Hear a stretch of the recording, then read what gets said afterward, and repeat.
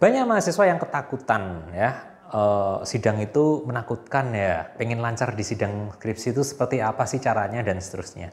Nah teman-teman banyak tips sebenarnya, tetapi hari ini saya akan menjelaskan tips yang menurut saya membuat teman-teman ini lancar dan tidak perlu takut menjalani sidang skripsi. Nah apa saja? Pertama, pahami bahwa skripsi itu milik mahasiswa. Ya, artinya skripsi itu tanggung jawabnya sepenuhnya milik Anda, bukan milik dosen pembimbing. Artinya apa? Kalau ada dosen yang kemudian menjelaskan komponen ini tidak perlu masuk, komponen itu perlu masuk dan seterusnya, itu tetap harus dengan persetujuan Anda atau Anda juga harus memahami.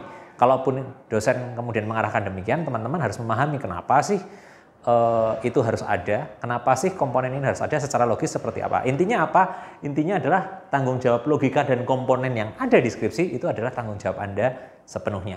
Ya. Jadi kalau kita sudah punya ini, teman-teman pasti akan lancar dan paham betul isi skripsi teman-teman dan bisa mempertanggungjawabkannya kepada penguji. Nah, yang kedua, di sini ada dasar untuk setiap komponen. Jadi komponen yang teman-teman taruh di skripsi itu selalu ada dasar dan teman-teman paham dasarnya ketika ditanyakan. Misalnya jenis penelitian atau metode. Kenapa sih metodenya itu? Atau misalnya teknik analisis data. Kenapa uji statistiknya ini? Nah, itu selalu harus ada rujukannya. Atau kenapa kemudian teman-teman mengangkat indikasi permasalahannya ini atau gapnya seperti apa, itu didukung dengan data dan seterusnya. Jadi selalu ada dasar dan teman-teman harus paham itu. Artinya apa? Kembali lagi di sini skripsi ini bukan milik dan bukan tanggung jawab dosen. Ya, itu tolong diingat. Yang kedua, skripsi itu tidak sempurna teman-teman. Ya, ketika teman-teman paham bahwa skripsi tidak sempurna, ya teman-teman paham bahwa dosen itu juga memaklumi sebenarnya. Penguji itu memaklumi ketika ada limitasi atau ada keterbatasan dalam penelitian teman-teman dan itu hal yang wajar. Setiap penelitian, bahkan itu penelitiannya profesor sekalipun, tetap punya keterbatasan. Ya. Nah, artinya apa? Pahami limitasi atau keterbatasan penelitian teman-teman. Kadang-kadang ketika ujian skripsi, sidang skripsi, dosen penguji tidak menemukan kelemahan, ya, atau skripsi itu sudah dianggap baik misalnya. Justru kadang-kadang pertanyaan yang muncul ini, apa sih limitasi atau keterbatasan atau kekurangan skripsi Anda? Ya, yang itu kemudian nanti bisa berimplikasi terhadap masukan untuk penelitian berikutnya. Ya, jadi pahami limitasi dan keterbatasan penelitian teman-teman. Nah, kemudian ketika skripsi tidak sempurna, teman-teman ini harus punya sikap yang baik dalam menjawab pertanyaan dan berargumentasi. Berargumentasi boleh, tetapi tidak perlu ngotot. Ya, artinya apa? Ketika ada kekurangan dan seterusnya ya akui saja bahwa oh ternyata memang masih ada kekurangan dari skripsi ini begitu.